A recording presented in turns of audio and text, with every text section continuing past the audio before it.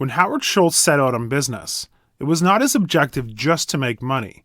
He wanted to build a great, enduring company, a balance between revenues and relationships. The result we all know was Starbucks. However, the Starbucks journey has not always been positive. An obsession on growth tainted the company over time, and Starbucks lost its sparkle. In his biographical book, Onward, Schultz shares with us the challenges he faces and actions taken to reinstate the third place in our lives.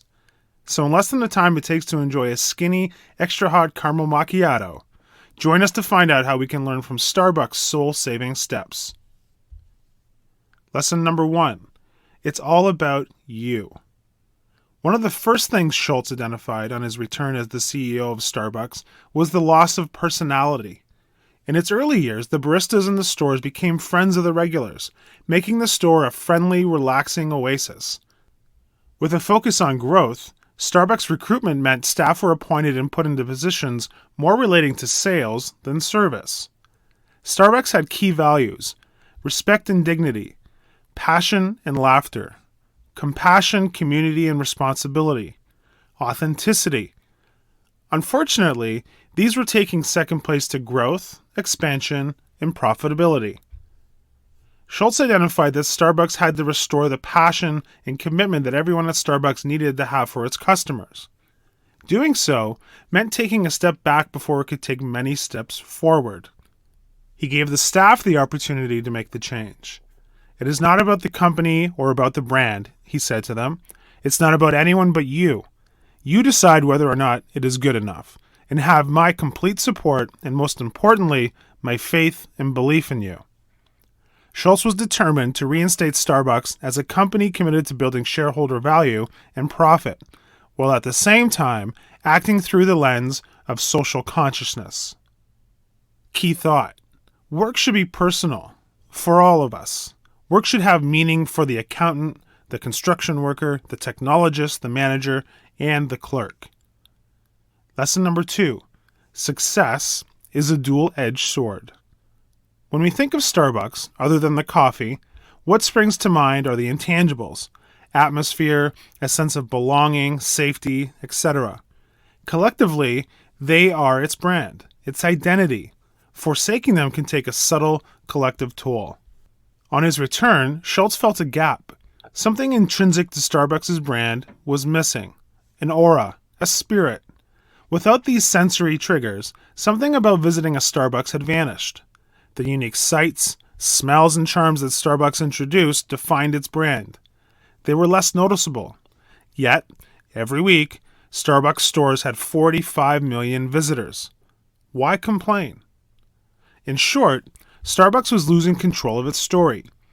Schultz re-emphasized Starbucks was in the business of exceeding expectations. He also identified that it also means they have to admit when they're not as good as they think they should be. In Schultz's eyes, Starbucks is the merchant, and the merchant's success depends on his or her ability to tell a story. What people see or hear or smell or do when they enter a space guides their feelings, enticing them to celebrate whatever the seller has to offer. Schultz firmly believes every small gesture matters, and so much of what Starbucks achieved was because of partners and the culture they fostered. Starbucks did not take their success for granted, until some did.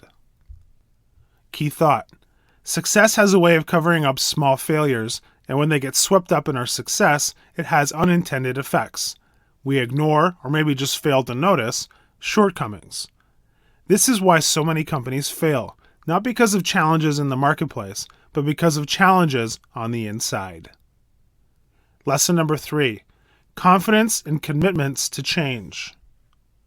When Schultz took over as Starbucks CEO for a second time, he came with a mind full of ideas for change.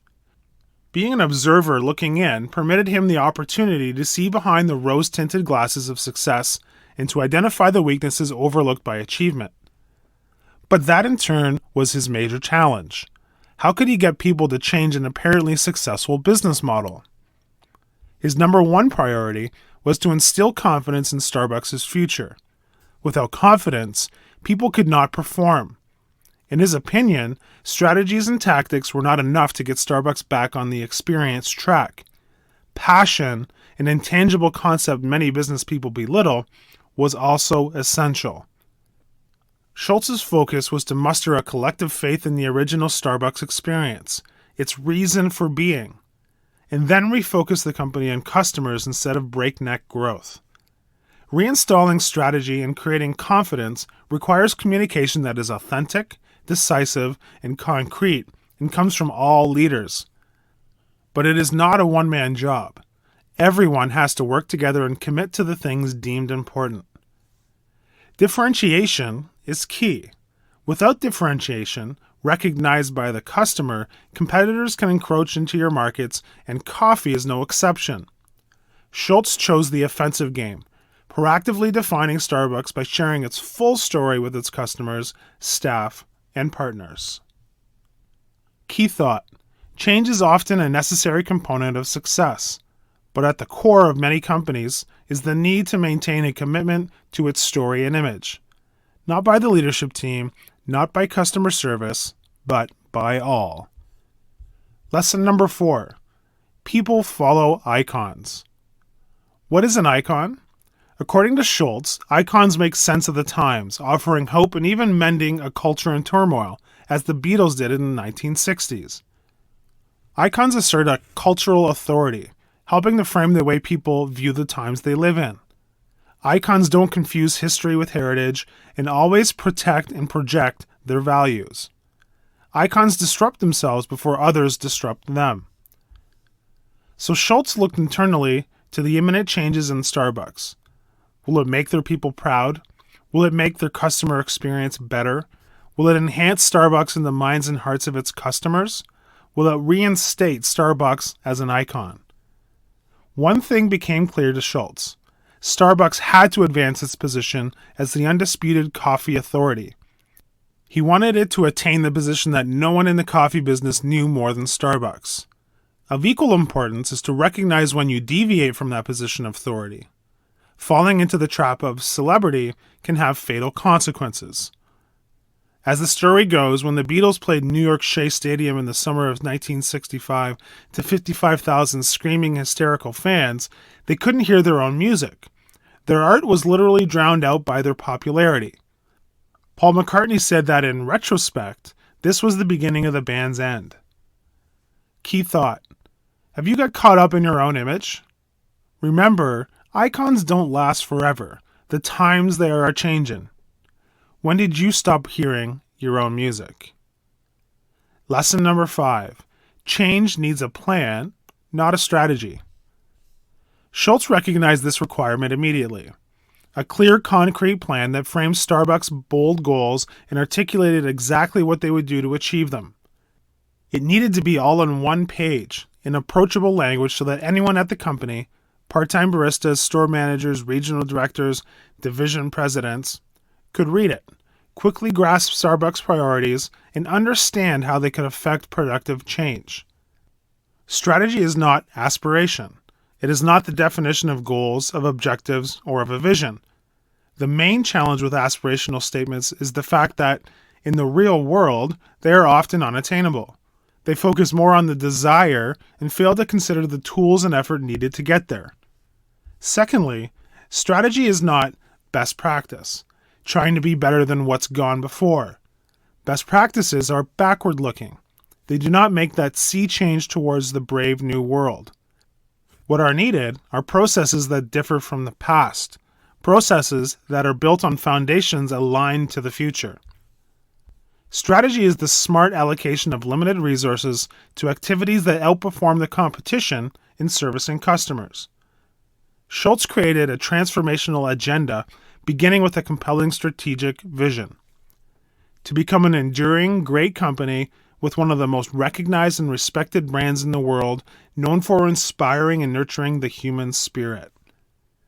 Following the vision, Schultz created 7 goals, each with specific tactics for achieving it. Number 1, be the undisputed coffee authority. Number 2, engage and inspire partners. Number 3, ignite the emotional attachment with customers. Number 4, expand global presence, while making each store the heart of the local neighborhood. Number 5, Be a leader in ethical sourcing and environmental impact. Number 6, create innovative growth platforms worthy of our coffee. And number 7, deliver a sustainable economic model. Key thought: failing to plan is akin to planning to fail. Action is a 4-letter word. DOIT. Lesson number 6, uniqueness. The Tao of Starbucks. Schultz firmly believes each Starbucks has its own fingerprint. They appear and sound alike. The music, the hues, the menu, and the Starbucks you visit on vacation may feel as familiar as the Starbucks in your hometown. But it's also true that, like any local cafe, every Starbucks is a little bit different. The reason? The people. Starbucks' best store managers are coaches, bosses, marketers, entrepreneurs, accountants, community ambassadors, and merchants all at once. Success is not sustainable by how big you become. According to Schultz, the only number that matters is 1. 1 cup, 1 customer, 1 partner, 1 experience at a time. Schultz has brought Starbucks back to its original position, in a marketplace potentially saturated by competition, using actions that can assist your company. Grow with discipline. Balance intuition with rigor. Innovate around the core. Don't embrace the status quo. Find new ways to see. Never expect a silver bullet. Get your hands dirty. Listen with empathy and over-communicate with transparency. More importantly, tell your story, refusing to let others define you. Use authentic experiences to inspire. Stick to your values. Hold people accountable, but give them the tools to succeed. Be decisive in times of crisis. Be nimble. Find truth in trials and lessons and mistakes. Be responsible for what you see, hear, and do. Believe. Onwards. So there you have it. Everything you need in order to start your journey onwards. Hi, I'm Rhonda, and this is an exclusive audiobook video recorded for the Audiobook Master Channel. Enjoy your audiobook and have fun learning. Don't forget to subscribe and hit the notification button so you'll get updated on our next upload. If you liked the video, give us a thumbs up and say your thoughts about the book we just covered. Do you want to listen to a summary or review of a book that we haven't covered in the past? Say it in the comments below or send us a message.